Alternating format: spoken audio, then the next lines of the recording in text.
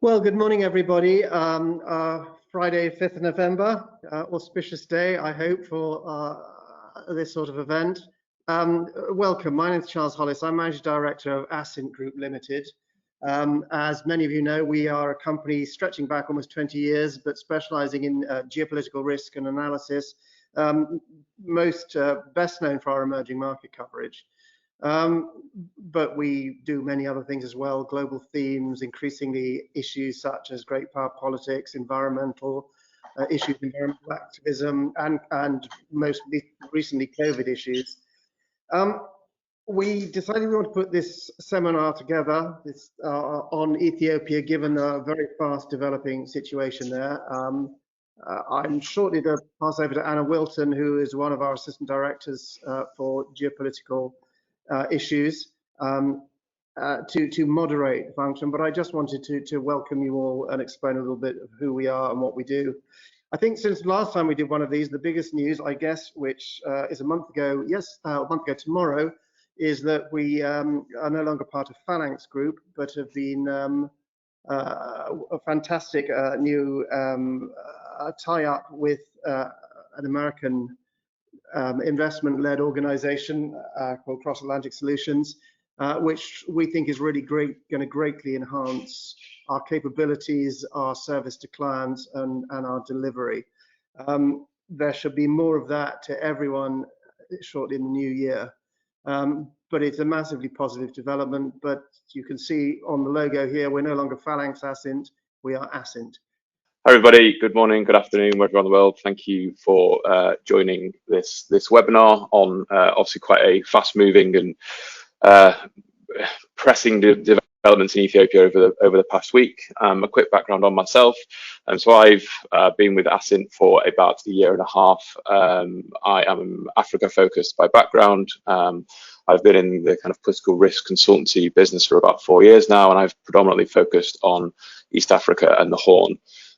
So at Ascent specifically, I'm the lead analyst on Ethiopia and Kenya, and until this year I also covered Nigeria as well. So this is the rough agenda for what I'm going to talk about today. So I'm aware that many people on this call may have followed the conflict and what's going on in Ethiopia very closely over the past year, but I'm also aware that some others may have less knowledge. So I'm going to try and find a balance, and so I'm going to do that by kind of setting the scene initially, going through the key actors before moving on to the latest developments that have really kind of seen this issue escalate and come to the fore, and why you've seen so much attention on the situation in Ethiopia over the past week. And then I'll give a bit of a broad overview of how essentially the conflict has got to the point of where it's at. And then to finish, I'll have a look at the conflict outlook. So that will primarily cover the kind of coming weeks and next few months. And then as analysts, obviously we are challenged to make scenarios on where this goes in the longer term in terms of obviously the political environment. So I will finish with that as well before moving on to questions. So it's probably just worth saying that obviously there's a lot going on in Ethiopia, not just in terms of the conflict, but because obviously the developments in the past week, I'm going to focus specifically on this. But if people have questions around kind of broader interethnic tensions, issues with Sudan, around the Grand Ethiopian Renaissance Dam, I'm happy to address any of them at the end, as obviously this conflict does have implications and ties into them. But given the developments of the past week, I'll try and keep it as focused as narrow as possible. So if we move on to the key conflict actors. So first up, we have the federal government, which is essentially the National Defence Forces, the Ethiopian National Defence Forces, the ENDF.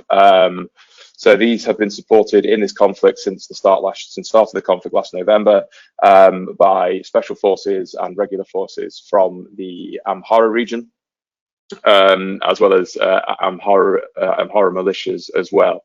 Now, these two parties coordinated very closely in the early stages of the conflict, but we've actually seen something of a rift in the past few weeks since the Tigrayans have kind of pushed further south, which I will come on to and explain a little bit more later on. So then the second kind of key actor in this is the Tigray Defense Forces. So the TDF have often been referred to as the kind of military wing of the Tigray People Liberation Front, which was the former ruling party in Ethiopia until Prime Minister Abiy Ahmed came in 2018. So that for most part it is true, but the TDF is more of a kind of coalition of multiple Tigrayan forces. So that includes a significant part of what used to be the federal army. Again, because the TPLF were in power for so long, essentially they kept themselves there by building up, putting lots of Tigrayans into their military forces, and something like 60 to 70% of the military was composed of Tigrayans until recent years. So essentially what we've seen is, since the conflict started, and even before the conflict, we've seen a lot of Tigrayans either been forced out of the federal army or eventually defected to the Tigray Defense Forces. And they've been joined by militia groups, civilians, and other groups within Tigray who have really kind of rallied based on what's been going on in the region since last November, and also in kind of a response to a lot of the atrocities in the region. So the third main actor is the Oromo Liberation Army. So these are a splinter group of a political party that came back from exile once Abiy Ahmed came into power.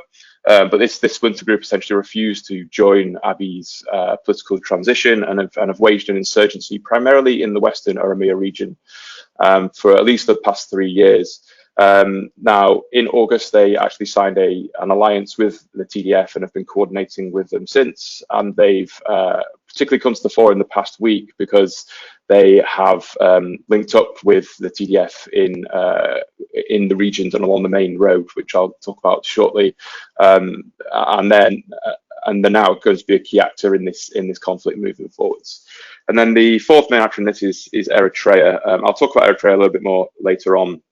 But they supported Abiy's and the government forces closely and coordinated closely with them in the early stages of the conflict, and have been responsible for a lot of the human rights atrocities that we've been hearing about. But they've been a little bit quiet more recently. But I will, like I said, I will go explain a bit more on that a little bit later on.